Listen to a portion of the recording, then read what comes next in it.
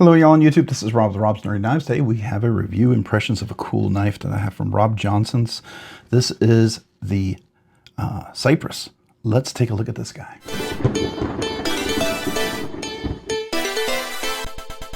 All right, today we're looking at the Rob Johnson Cypress, a cool knife from Latvia.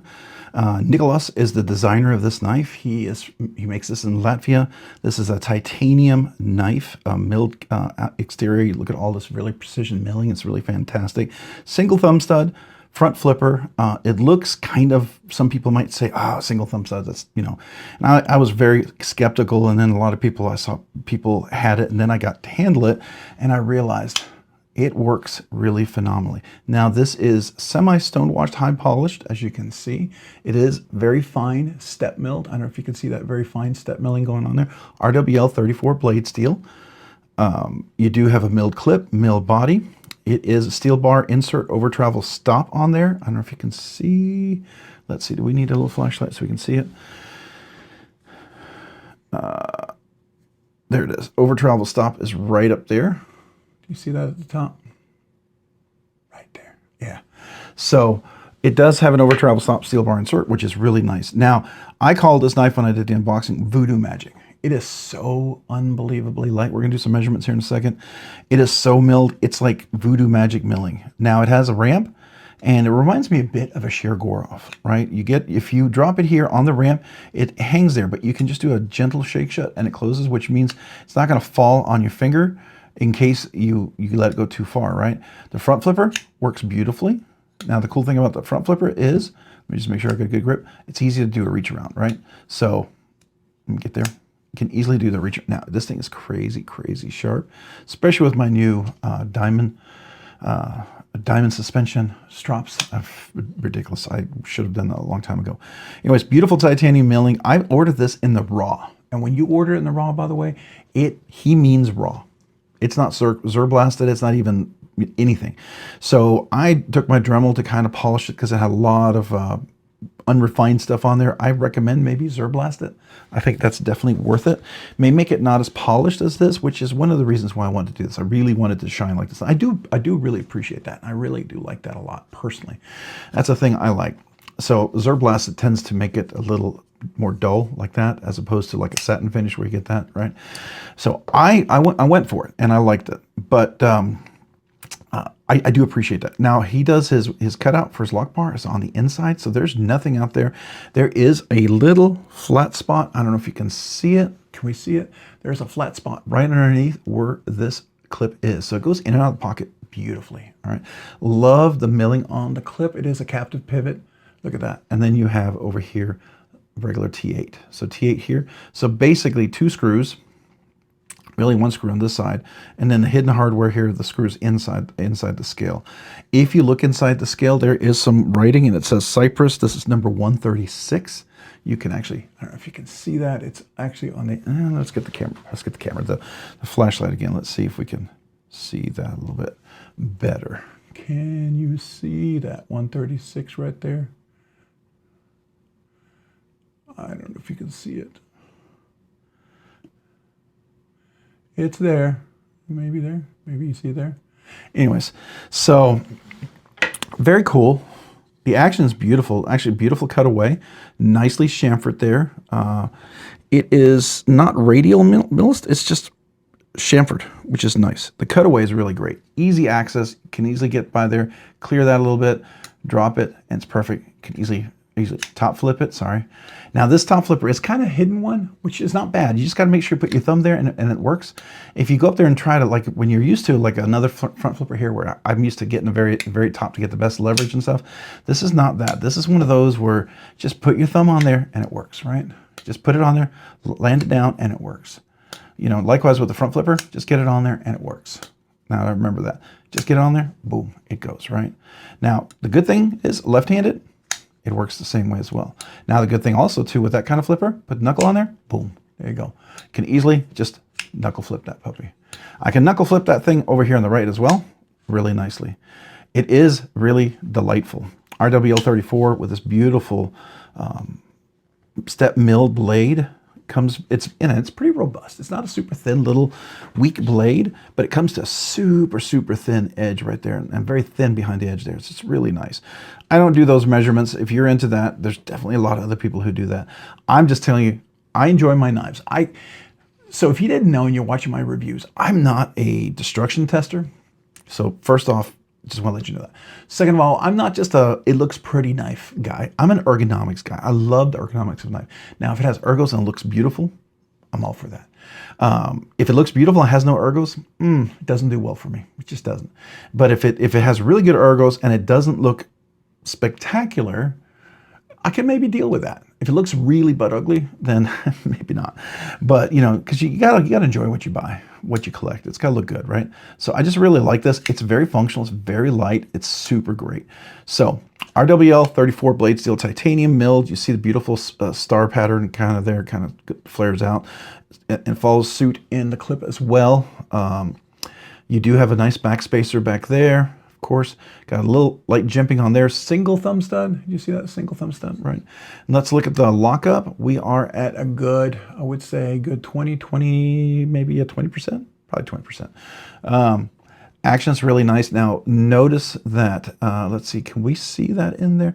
I don't know if you can see that. There is a little notch there for the ramp where it goes across. And the way you can tell there's this ramp, you'll look at the lock bar. Okay, so let's look at that lock bar as I come up. You'll see, I'll clear it right there. I'll get over there and then watch this. It'll move up slowly. Oops, I'm trying to do this. You see that? Now, I will tell you, the thing is, this is not a late detent at all. You clear the detent, it's the ramp, but you clear the ramp about right there. So theoretically, I could drop it down here and it could catch like that, right? So, but I typically catch it right there and then it drops pretty easily. It's a matter of what you want. It's such a light blade, it doesn't really matter. It doesn't feel like it's a blade that's gonna get me because it's so super light, but yet it's incredibly strong. Oh, by the way, with that single thumb stud, it reverse flicks really nicely. It really does. Super great for reverse flicking. I really like it. The lock bar, no issues whatsoever. If I use the clip, if I hold it right here as well, just put my thumb right there, and then just oops. And now I'm trying to show you. It's always weird when you talk about it and you try to do something, you think about it as opposed to just doing it. So now I feel like I can't do it because I'm talking. But anyways, I do this all the time. What the heck's going on? I feel like my brain's like short-circuiting. There we go. Getting back to it. Anyways, it works really nicely. It's very fidgety. I like that. I like that. All right, so beautiful action opening, thumb studs opening, front flipper, the lock bar, easy to disengage. It does come down here clear. You fully clear the detent about right there, right? You can sort of still catch it right there. So you're not gonna get that guillotine of that blade cutting into you, which I do appreciate. So that's nice. I think I was talking about to myself, this little edge right there, I might just file that down. Done that on a few knives when they have really close sharpening choils. Some people love that, some people hate that. I do it intentionally because I just don't want that little thing to come and get me, right? So, pretty cool little knife. Let's go ahead and do some measurements on this guy. Figure out what we're dealing with. By the way, this is made in Latvia. It is a Midtex custom knife. I think Nicholas used to make all the knives by himself. He now has an assistant. I'm talking to him at the last Blade Show who does the anodization stuff. So I don't know if he does other stuff, but he's a big anodizer guy. I have a few other of his knives that are anodized beautifully, by the way. So let's go ahead and get a measurement on this guy. I believe this one was like 2.4 ounces or maybe less, 2.3. I forget. It's super light. 2.7. It's still ridiculously light for full titanium knife. That is just really delightfully light. Delightfully light. Okay. Now, is it a big, giant, full-size knife? No, I don't think so. But it's not a super small knife. That's what I enjoy about it. It's about nice size for EDC carry for me. It is just over 7.5 inches. I would say it's 7 and probably 7 and 9/16, probably 7 and 9/16 long. So just over 7.5. Now let's look at the handle area. If you go right here, you're just at 3 and I want to say probably 7/8. right? 3 7/8. If you choke up just a little bit, you get about 4 1/4. You really do. So my large hands with big meaty fingers, I've got plenty of room right here. If I were to choke up, even more room. So big, large hands with big, extra large fingers, yeah, I think you'll have plenty of room. This is 3 1/4. If we talk right there, depending on how sharp you get that blade, but it's just under 3 1/4, right? But it's real close. I mean, technically, you could probably say 2, 4, 6, 8. So probably 7/64 or 7/32. So 7/32. I mean, it's not a super small blade, but it's not a giant blade, right? Actual cutting length is going to be right at 3 and I want to say 3 and 3/16, 3 and 3/16, right? So that's the actual cutting length. All right, let's measure the blade stock thickness. I think this is about 120 thousandths of an inch. I don't think it's smaller than that. I could be wrong, but let's measure. Let's see. 118 thousandths of an inch. I was wrong. 118 thousandths of an inch. So just under 120 thousandths of an inch, which is nice. Which is a good solid thickness. So it's a solid knife. It does run on Skiff Caged Bearings. It's really, really smooth, really nice. I put skiffs in there. Sometimes I think he used skiffs in the original. And I know, I will tell you, shipping skiffs there and back they make them really expensive because he's got to pay the tax going in and then pay the tax going out. So ends up like we pay me $15 for a pair of caged skiffs. He might get a discount buying them wholesale, but he's still got to probably doubling it up, and so he's going to end up paying more for his skiffs than we pay for ours to put into the knife. So I understand, and I have no problem putting skiffs in myself. I always like to tune the knives just to what I enjoy. If you find a knife a little light, you can tune it a little stronger. But in my case, I felt it was pretty close. I don't remember if I tuned it or not. I'll have to go back and look at those videos. But yeah, really, really nice.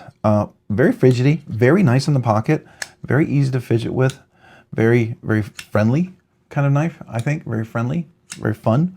So I do enjoy that. All right, so where does this knife fall into? So it's definitely in the mid to custom range. It's over $600. I believe it was like $650 or something when I bought it. But then you have the shipping, and then you have the special handling, and you also have some excise tax. You're going to pay that when you get it over from Latvia. So be prepared to add another $50 to $100 to $150, sometimes more, depending on what it is at the time. So I think I ended up paying about $800, $850 for this knife total. Was that what it was? Yeah, about $800, $850. I think was about my total cost for this knife, getting it shipped. Now, if you get it at a blade show, you probably get a good deal there. I would definitely recommend that. I got 2 of my knives from Blade Show, and they were just spectacular, absolutely spectacular. So yeah, really, really good, really good. Super nice knife. Action is beautiful. It's buttery too when it closes, by the way. I don't know if you see that. I guess I need to warm up that the nano oil in there, because it usually just kind of drop. There we go. It kind of has that controlled glide drop there. It's just really, really nice. I do enjoy that a lot. So is this an EDC hard user collection piece? Absolutely a collection piece. Rob Johnson knives to me are absolutely 100% could be a collection piece. A lot of people, it could be a safe queen. I enjoy carrying them. Every knife I own, I carry. If I don't, it'd probably be a catch and release. There are some knives I've had that I don't carry because they're either too much, they're not an aesthetic I like, or I just feel really overwhelmed carrying them, right? So to be fair, there are knives like that. This is not one. This is one that I can enjoy, and I do enjoy carrying. I need to carry this one more. There's just so many good knives in my collection. That's why I don't like to have a ton of knives. I know some people have 200, 300, 400, 500,000 knives. I have maybe 60, 70 knives that I have my entire collection, and I know that sounds like a lot to some of you guys, but it's really not that many compared to many other people who have way, way more than I do. But I enjoy them. I enjoy these knives. These are really nice, and they do that number is a very eclectic, wide range of knives. But this is one of my favorite designers. I like Rob Johnson a lot. He's the guy, if you didn't know, he's the guy who did the 2 other knives that I have, and I do recommend if you haven't gotten. He did the cedar, which is this guy. That was one of his first ones I got. I believe this was the first that came out. This is the version 3. The very first version cedar was the first knife. Then he came out with this, which is the sorry, Cypress was first version was one that came out.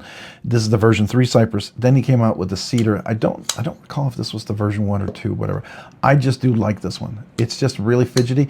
It looks different. It looks a little different. It handles really well in the knife. It's very comfortable. The action is really phenomenal. The fuller, thumb hole, whatever you want to call it, works great. The flipper here, this little flipper, is really nice too. So I do like that a lot. It's definitely a bigger version of that. Then recently he came out with the hemlock, which is probably going to be in between. So you're looking at knives here. This is, you know, you have the cedar, you have the hemlock, and then you have the cypress.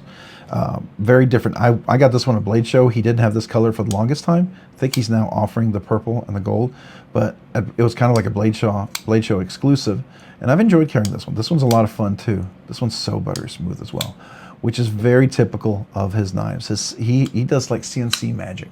Really, really do enjoy what he does. You see that very consistent, smooth type of action. Very different knives. So a little bit of everything here for you. We've already reviewed these guys. I think I reviewed this one too, but this one I hadn't reviewed, and I like this one. I like it a lot. So, all right. Ergos and feel overall. How do I think about the handle? Handles are comfortable, super comfortable, rounded, chamfered all the way around. Even though this wasn't Zerk blasted, it's still super comfortable. He's got right angles everywhere. I do enjoy that. Opening and closing is great. If you like front flippers, this is a great knife. If you like, you know, if you're not too caught up on having one thumb stud and you can deal with it, you know, going like a reverse flick, it's a lot like the Vero engineering. You know, Vero, the Lux and the Mini Lux, they have one. And then I believe the Synapse, one of his other ones, has only one fuller as well. And some custom knives, they do that pretty regularly. Just know that. It's kind of a regular thing for custom knife makers. But I enjoy this. I think it's pretty stinking cool.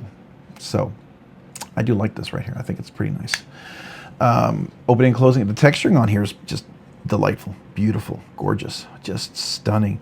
Now, some of you are going to notice it looks like, well, this hasn't been, this was milled. And when I asked for it raw, he didn't Zerblast it. So you might see some imperfections. I got most of them out. There's a few in there. And you know what? I like it.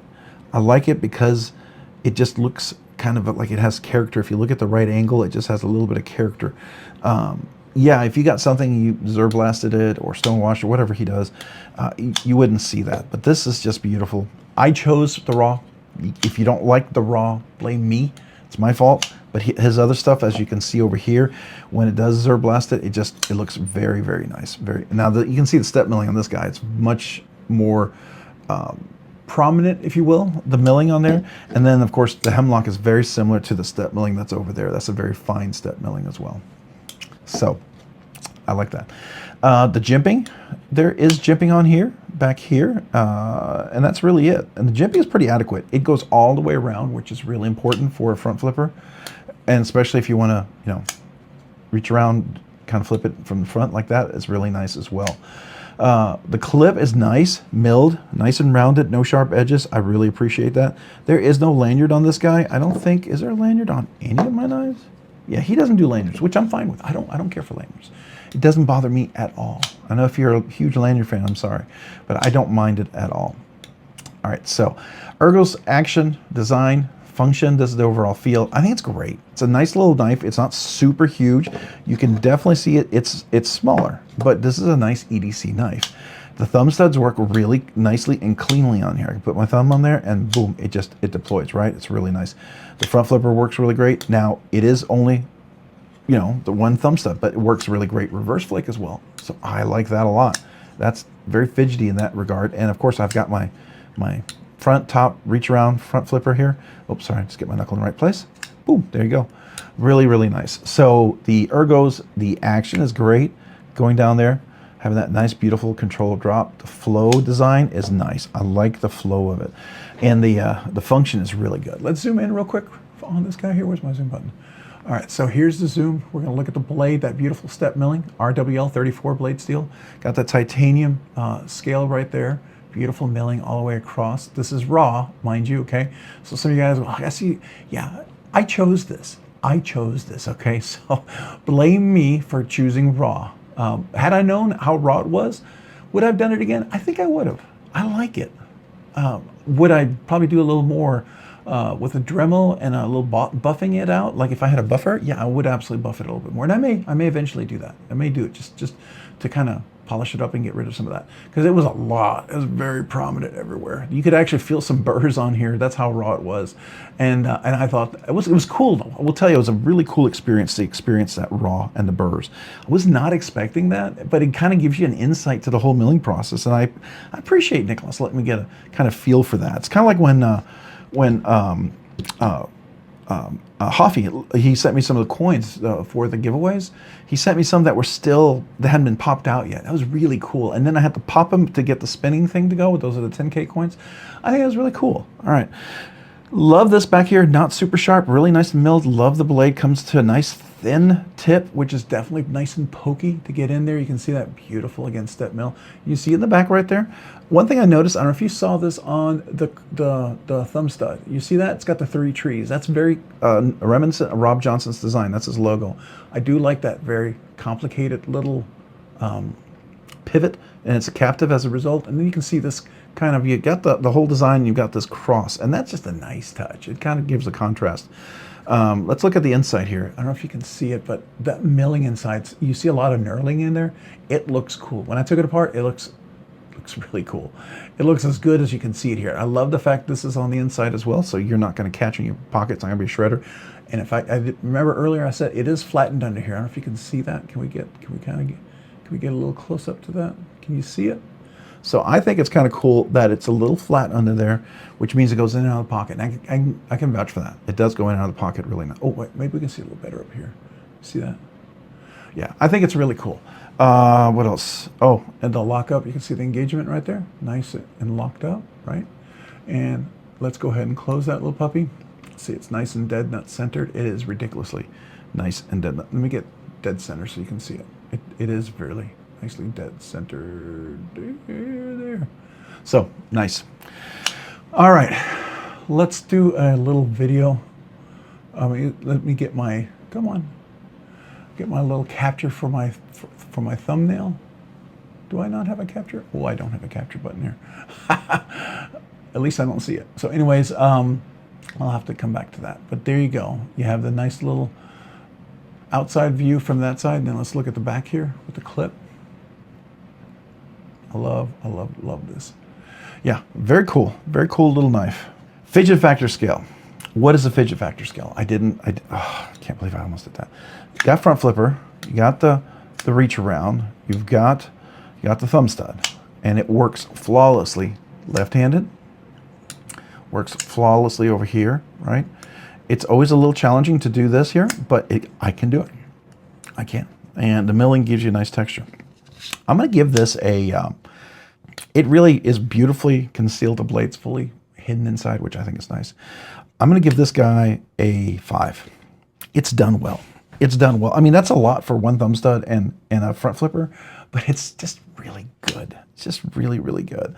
Easy access to the lug bar. It's not uncomfortable. I can do this all day long. My fingers aren't going to be tired and hurting. I appreciate that. I appreciate good ergos. I appreciate fidgetiness and looking nice and svelte. I guess somebody told me recently, you look svelte. I'm not sure what that means, but I think it means you look good. But this looks really good. So I like it. I like that a lot. So I'm going to give it a 5. Fidget factor. What is my, so that's a fidget scale. I mean, fidget factor. What's a fidgety goodness out of that 5 out of 10? I'm going to give it 100. You know, when you get to this type of knife, this range, you're either going to be very pleased and really enjoy it in your collection, and most likely you're going to get rid of it. You don't want to spend this much money and not love it. I don't know anybody who'd buy a knife that they get and they don't love. And that's very true for me. Most of the knives that remain in my collection are knives that I really, really do enjoy. And they must have some sort of fidgety goodness scale for me to continue to enjoy them. And this is no different. So I'm going to give it 100. Absolutely. Now, is this a recommended knife? 100% recommended. Yeah, 100% recommended. Now, if you can get it without the taxes and you can avoid that, maybe get it in the secondary market, great. If you can get it somehow at a blade show or something, great. I would recommend that. But this is absolutely a stunningly wonderful knife. So yeah, definitely recommend it. Is it my favorites? Yes, of course it's my favorites in my collection. It's one of my grail favorites. It would definitely be in my top 20, 25, of all grails, right? I have a lot, so to be fair, but this is definitely one of those, definitely a favorites. All right, now we'll wrap it up. So here we go. If you, let me know your thoughts on it if you have one of these. I'd love to hear what you think about it. If you found this content fun, interesting, worthwhile, or entertaining, or informative, would you please consider hitting that like button down below? And if you've already hit the like button, maybe, possibly, consider hitting the subscribe button. Subscribing and liking the channel really does help me out. It allows me to produce more content, do more videos, do more content, more things for you guys. So really, thank you. Thank you to you guys out there who watch the content, part of the live stream, part of the whole community. I really appreciate you guys. And if y'all haven't already, maybe consider hitting that notification button and maybe subscribe, keeping it pressed so that you can be notified of future videos like this and other videos. So nice way to keep up with the content if you like it. Also, big shout out to my channel members. You guys do 2 amazing things. You encourage me, so thank you for that. You really do. You have no idea. Secondly, because of your generous support of the channel, you allow me to do things I didn't think I could do. For instance, we have budget banger giveaways each week. Borrow knives, loan knives, be able to ship them out. Get a lot of different things, stickers and magnets and all sorts of stuff for different anniversaries of people, memberships, all sorts of stuff. So thank you for that. As a result of that, I want to do 2 things for channel members, right? First of all, if you're a brand new channel member, email me your name and address so I can mail you a channel sticker and a thank you note. All new channel members, I want to do that. Secondly, you're now eligible for the once a month members exclusive giveaway. So that 1 week in a month, there'll be 2 giveaways. You're eligible for both. One person's actually won both. And the members giveaway is definitely above a budget banger. So keep that in mind. Would love to have you. If you're thinking, hey, how do I become a member? Glad you asked. There's a link down below in the description, 3 different tiers. Would love to have you. Don't do it because you feel obligated. Please don't. But if you do, thank you. I'm honored. I'm humbled. I'm very appreciative. It does also give you the extra special emojis. You also get special content, exclusive content above all of that. So, and then anniversary, extra stuff, things for me to be able to say thank you and other little goodies, right? So I appreciate you guys. So thank you. If you haven't already, maybe check me out over on Instagram. Again, that's on Instagram at robs_nerdy_knives. Again, that's on Instagram at robs_nerdy_knives. Thanks so much for watching. Have a great day and a great week.